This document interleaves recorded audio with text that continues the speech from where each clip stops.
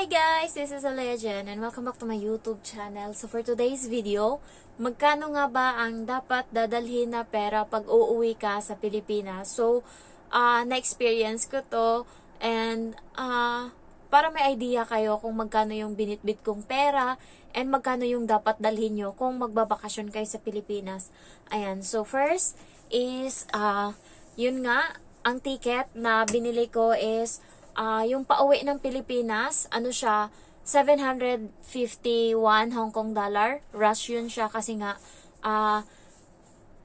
Saturday morning ako umalis, kumuha ako ng ticket, Thursday noon. So, Thursday, Friday, Saturday. So, parang wala pang isang araw, siguro mga 2 araw ba? Hindi pa nga umabot ng 2 araw eh. Yung pagitan, kaya medyo mahal yung ticket ko. Yun na yung pinaka medyo mura. Kasi, nung umaga, nag-check ako 750. Anong tanghali, nag-check ako 751. Ginrab ko na kaagad. Nung hapon na, and paggabi na, 869 na yung ticket. Tapos nung nag-check na ako nung gabi, 900 na. So, nagtataas siya na nagtataas. So, by the way, tuturuan ko kayo kung anong apps yung pinakamura sa lahat pag kumuha ka ng ticket. Ito is yung agoda.com. So, ang gagawin nyo is search yung Agoda sa Google, and then click nyo yon, and then makita nyo doon may nakalagay na hotel and flight, tapos may isa pa dine-in ata. So hanapin nyo yung flights, and then nyo doon, type nyo yung destination nyo. Halimbawa, ilagay nyo doon Hong Kong airport to Manila, ganyan. So nandun lahat ng mga pinakamura mula sa pinakamura hanggang sa pinakamahal na ticket. So, iba-iba yan ng plane. Merong AirAsia, Cathay Pacific, Cebu Pacific, Philippine Airline, ayan. Pero yung pinakataas is yun yung pinakamura. So, yung nakuha ko is AirAsia, yun yung 751. Pero, hindi siya ganun ka-advisable kapag kasi kinikilo nila lahat. Doon sila bumabawi sa kilo. Kapag lumagpas ka ng 7 kg, na yan, kasi wala akong extra baggage, 7 kg lang yung kinuha ko. So, lumagpas ako, ayun nga, nagbayad ako ng 140 Hong Kong dollar kasi 14 kg yung dala ko. So, 140 yung binayaran ko. Doon mismo sa pag-check-in ko sa baba pa lang. Pag pinalusot mo pa yan, tapos napunta ka na doon sa taas, doon na sa may, ng eroplano, sa gate na, ang singilan nila doon kasi kinikilo din nila doon, may kiluhan din sila doon. Kasi nga, alam na nila na gawain ng mga Pinoy na nakakalusot kasi nga pinapatabi muna tapos pag-akyat tsaka dadalhin. So alam na nila yung ganung gawain kaya hindi na minsan nakakalusot yung mga Pinoy. Kinilo doon uli, and then yun, ang kilo doon is mahal na siya, 300 plus na siya kapag doon kasi nga dapat baba pa lang kumuha ka na kasi pag doon sa taas doble na yung presyo. So yun. At least naturuan ko na kayo kung saan pinakamurang bilihan ng ticket. Sa agoda.com kayo. And then, nung pagbalik is, gabi naman ako nun kumuha, Thursday night, ayan, so, kumuha ako ng ticket, and then, na lang siya, yung nabayaran ko is 450, kasi nga, matagal-tagal pa, sobra 1 week pa akong sasakay, kaya mura pa siya, and yung ko naman, yung plane ko is Philippine Airline. Guys, sa pinaka, nasakyan ko, Cebu Pacific, AirAsia, Philippine Airline, ang pinaka-the best sa lahat is Philippine Airline, I think. Kasi kahit na ang mura ng ticket ko, sa pera natin is nasa wala pang 3,000 yon, 2,500 lang ata yung nabayaran ko. Or 3,000 ba? Yan. So, meron na akong may yung parang laptop na manonood ka ng movie. Ayan, tas may libre na headphone. So, binitbit ko yung headphone nandito, yung headset. So, yung nakaganon, binitbit ko. Kasi nakita ko yung foreigner na katabi ko, binitbit nila. So, binitbit ko din yung akin. And then, may kasama siyang unan. So, pwede yung anuhan ng kamay nyo. Ako, nilagay ko sa likod ko kasi natulog ako buong biyahe. And then, may kasama na siyang pagkain. Natulog talaga ako pagdating. Yung nanonood ako ng movie, ang daming magandang movie. Pero hindi ko siya matapos. Hindi ako natutuwa. Kahit maganda yung movie, hindi ako natutuwa. So, pinatay ko. And then, pumorma akong tulog. Tapos, maya-maya, inabot na ng babae yung pagkain. Ang init-init pa nung inabot niya sa akin. Tulog ako, ginising niya ako eh. Tapos, ano yun, kutsara, Tapos yung pagkain is fish fillet na may broccoli. Tapos meron silang nakapack na dried mango na may nakapangalan na Philippine Airline. May libre ding kutsara tinidor. Tapos nilapag ko lang siya doon sa parang mesa sa eroplano. Tapos natulog uli ako nung balik. So naawa siguro yung katabi ko ng mga foreigner. Dalawa kasi tatlo yung row. So dalawa ako sa bintana, sila doon sa sa gilid ko. So mga taga Europe sila. So hindi na nila ako ginising, kinuha na nila sa babae yung tubig, tas nilapag nila doon sa table ko. Tulog talaga ako buong biyahe. Grabe yung pagod ko. So, nung naglanding na nga na, maghanda na kasi nga maglalanding na yung eroplano, ayoko pa talagang gumising. Talagang naiinis ako. Gusto ko pa talaga matulog. So, ayun, mura yung sa Agoda ha. Trip.com and Agoda. Pero Agoda pinaka the best, pinakamura kaysa sa Trip.com. Next is, gastuhin nyo sa pamasahe, of course. Pagdating nyo sa Pilipinas, doon kayo aanuhin sa taxi. Mahal ang taxi sa Pilipinas. Pero kung pupunta naman kayo ng ibang lugar, so, yun, makakalibre kayo. Pero guys, may advice ako sa inyo. Lalo yung mga connecting flight. Halimbawa, Terminal 3 sila nang galing.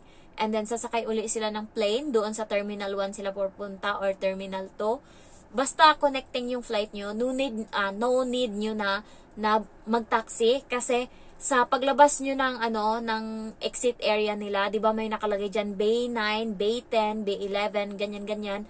Doon sa pinakadulo niyan, meron doon na parang shuttle bus na nakalagay doon na parang transfer, basta may word na transfer sa nila. Merong shuttle bus doon. Doon kayo pumunta yung may mga connecting flight na papunta ng Terminal 1 or Terminal 2 galing Terminal 3. Ganun din. Basta lilipat lang kayo ng ibang terminal tapos sasakay uli kayo ng plane. Kasi libre yun. Parang nila, libre yun na shuttle bus. So ako nung time na yun, galing ako ng bahay. Pauwi naman ako dito. So hindi ko alam na yung Philippine Airline is Terminal 1. Doon ako nagpunta ng Terminal 3. Tapos, nung sinabi ng babae sa akin na wala dito yung Philippine Airlines na sa Terminal 1, so sabi niya, baba ka sa bus, ayan, pwede ka mag-taxi, pwede mong hanapin yung pinakadulo na shuttle bus, pero makiusap ka doon kung papayagan ka nila kasi wala kang connecting flight. So, pagdating doon, nakiusap ako. Mabait ako sa ganyan, madali ako nagagayuma ko yung mga madali ko silang mapapayag, madali ako makipag-usap. So, kahit na pinagalitan ako ng babae. Sabi niya, dapat pag gantong bago ka, dapat alam mo ganto. Pag umbaba ka lang. Tapos, nandyan din yung driver ng shuttle bus. Sabi ng babae, papapasukin ba natin to? Tapos sabi ko, sige na please, ngayon lang, gano'n ako. Tapos sabi ng driver, sige na, pasok ka na. Di natuwa ako kasi ang mahal kaya mag-taxi kasi malayo yung Terminal 1. Baka 500 yung singil nun. 500, 600. Lalo alam nila na galing ka ibang bansa. So, ayun, ang pamasahe ko is binigay ko sa driver ng shuttle bus is 100. Nagulat nga siya, binigyan ko siya 100 eh. Sabi ko, thank you kuya ha. Sabi ko ganun. And then, ang pocket money na bit-bit ko, aside doon sa panglamay, aside doon sa binigay ko sa patay, is ang dala ko is nasa 25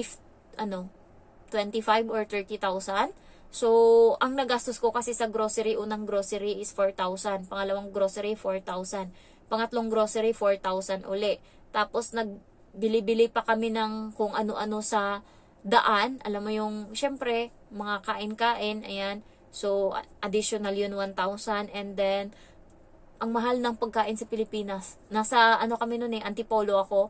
Pero hindi talaga kami dyan, taga dyan. Yung ate ko lang, taga Quezon City talaga kami dyan sa Manila. So, ang mahal. Alam mo yung bumili ako 1 kalahating baboy. Tapos, bumili ako ng kalahating repolyo. And beans. Yun lang yung binili ko. Yun lang talaga. And then, ang nabayaran ko is 700 pesos. Nagulat ako. Diyos mio, ang mahal ng sa Pilipinas. Kaya yung mga magbabakasyon dyan, siguraduhin nyo na meron kayong dala na isang buwan na sahod natin dito sa Hong Kong. Pero dapat, 1 linggo lang ako nun doon. Pero marami kasi akong obligasyon. Marami akong mga kasi maraming papakainin kasi maraming tao, kasi lamay. So, aside sa kumakain kami na magpamilya, may mga nakikilamay din na sumasama din sa amin ng kain. Kaya medyo mahal yung ko.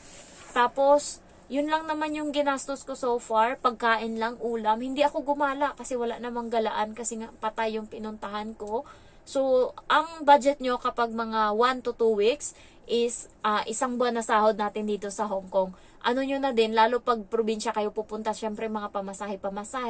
Okay lang sa akin kasi ako, Manila lang ako Tapos nag-commute lang ako para makapunta ng airport pabalik. So, galing sa Antipolo, sumakay ako ng van, papuntang Cubao. So, ang pamasahe is 50. Pagdating ng Cubao, sumakay ako ng train papuntang Taft Avenue. So, ang pamasahe nyon is 28.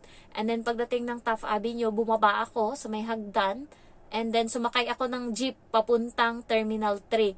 Meron dyan jeep sa Pilipinas na pagaling kang Taft Avenue papuntang Terminal 3. Kung Terminal 3 ka, ang babayaran mo lang nun is minimum fare na 13 pesos. So, yun. Ang mura. Nasa airport na ako. Pero pag nag-taxi ka, ang mahal-mahal ng singil sa'yo. Kaya, dapat marunong ka. Kaso, mahirap ata. Wala atang commute pagka Terminal 1 tsaka Terminal 2. Terminal 3 lang merong jeep doon na dumadaan. So, yun yung mahirap kapag Terminal 1 or Terminal 2 ka mapunta. So, next is, tawag nito, gagastos ka lang naman sa pangpasalubong mo. Kung may mga chocolate ka ng dala, okay na yun. Pero ako kasi, nagbili pa ako ng mga kape-kape, yan. Tapos, nagbili ako kasi, pagpunta ko doon, ang gusto ko talaga kumain ng mga pagkain na hindi ko natikman. Kaya nakatikim ako ng ginataan na lang, doon, na puso. Kahit bawal daw, kasi sabi nila, pag may patay daw, bawal daw yung gumagapang, ganyan. Pero naawa yung kapatid kong lalaki sa akin kasi parati akong nagtatanong, hala, bakit walang yan? Walang, walang puso yung saging. Ang sarap-sarap pa naman magulay. Nagulat ako, kumuha sila ng 4 na puso ng saging. Ayan, so sabi niya sa akin, lutuin mo. Di tuwang-tuwa ako kasi yun yung paborito ko Nilagyan ko ng munggo, tas puso, lutong Ilonggo. Ginataan ko, nilagyan ko ng ba yung nilagay ko? Baboy ata, yan, baboy. Tapos nakain ko yung longganisa na gustong-gusto ko. Ayan, kaso hindi ako nakadala dito sa Hong Kong. Ang nabitbit ko lang dito sa Hong Kong is mangga, tsaka avocado. Sa nagtanong dyan kung pwede prutas, yes, pwede. Nakatihaya lang yung prutas ko. Hindi ko binalot ng kung ano-ano. Nilapag ko lang sa bag. So, wala namang problema. Ang lang is liquid and then, dapat yung power bank kung may dala kayo, wag nyong gamitin habang nasa flight. Kasi, hindi lang ikaw yung masusunog dyan kung siga yung eroplano, lahat kayo matusta. Ayun. So, ano pa ba? Next is, yung ko naman, naawa lang ako. Alam nyo guys, sa Pilipinas, kung hirap tayo dito sa Hong Kong, mas hirap yung Pilipinas. Alam mo, pagdating doon, toothpaste nila is tawag nito, yung sachet. Tapos sabi ko, wala, pagdating, nagsisi ako kasi hindi ko binutbit yung mga toothpaste ko dito.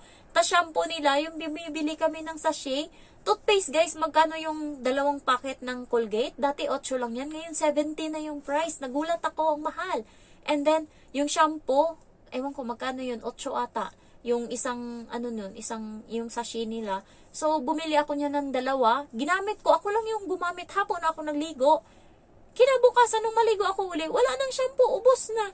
So, mahirap kasi nga maraming gumagamit, tas ang mahal-mahal. Tapos yung napuntahan pa namin sa ating polo na lugar is, yung tubig is hindi siya tuloy-tuloy yung daloy. Halimbawa, kasi galing daw yun ng balon. Ayan, alam niyo yun, yung galing talaga sa tuburan.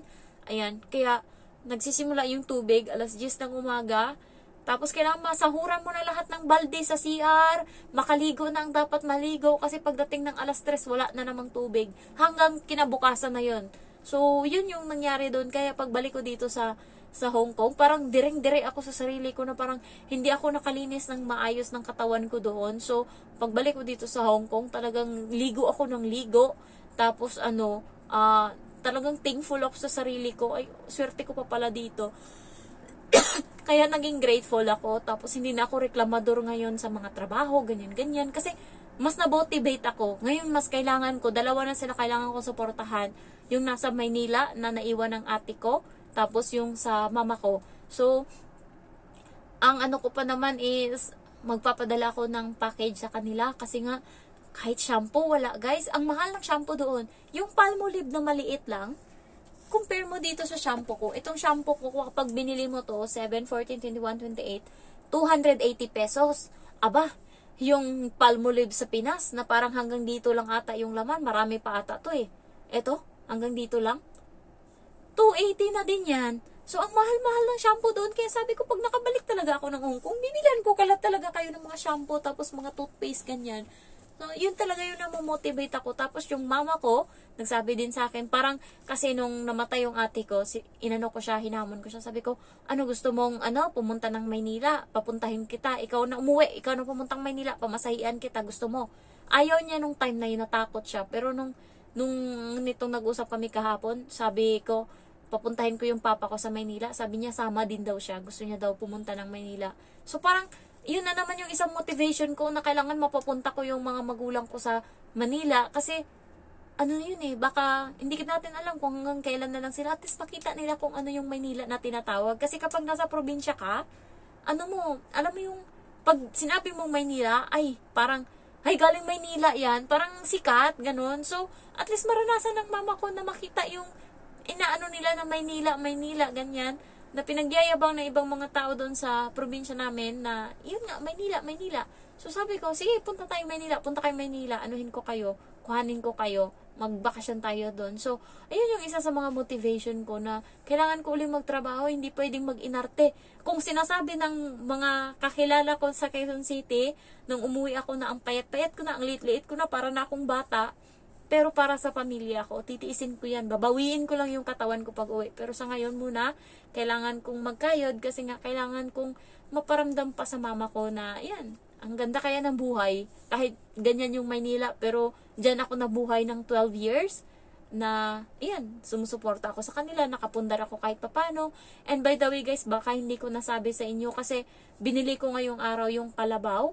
Kinabukasan, baka hindi ko pa na-vlog, kinabukasan is namatay yung ate ko. So, baka hindi ko pa naano sa inyo yung achievement ko. Bago namatay yung ate ko is nakabili ako ng kalabaw na worth 25,000. Siya, sobra siya isang taon. Anak siya ng kalabaw ng ate ko. So, binenta nila and binili ko, pero sila pa rin yung nag-aalaga. So, isa yan sa dream ko dati ba, na sana meron akong akin talaga. So, yun, akin talaga yan. Kahit anong mangyari, kapag nahirapan ako or wala na akong pera, pwede kong mabenta yan eh. Babalik sa akin yung pera. So, yun yung iniisip ko. And, ayun. Yun lang naman yung gusto kong maging proud. And sabi ko sa mama ko, pagka nagkapera tayo, bibili ng maraming gold sa Palawan. Kasi mura lang kapag naka-sale, meron kang makukuhang 9,000, 10,000, ganyan. So, kukuha tayo. Sabi ko sa kanya, ipunin natin yan para pag nahirapan tayo sa buhay, at least meron tayong mahuhugot. Sabi ko ganun sa kanya. Kaya, yun lang guys. Thank you for watching and I love you all. Bye-bye. Miss you all. Mwah.